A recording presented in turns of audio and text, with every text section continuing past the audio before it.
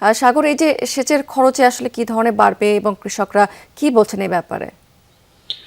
দেখুন, দীর্ঘমেয়াদী একটি যে সমস্যা সেটা কিন্তু আবার সৃষ্টি হয়ে গেল। বিশেষ করে কৃষি খাতে এর প্রভাব সবচেয়ে বেশি পড়বে। কৃষকদের সাথে আমি কথা বলেছি।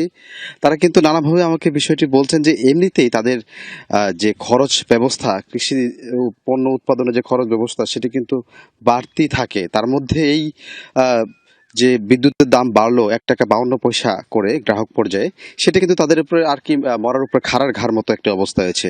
আমি যদি একটু জানিয়ে রাখি, এই আ উম সা স ২৭ মাস পর কিন্তু বিদ্যুতের খুচরা দাম বাড়িয়েছে সরকার, অর্থাৎ বিআইআরসি।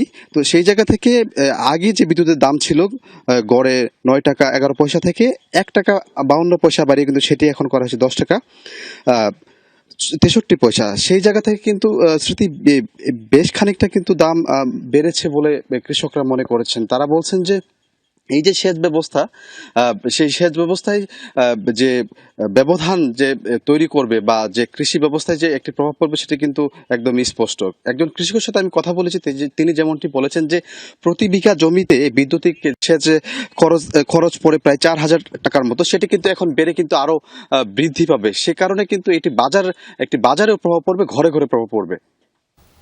সাগর, অনেক ধন্যবাদ আপনাকে।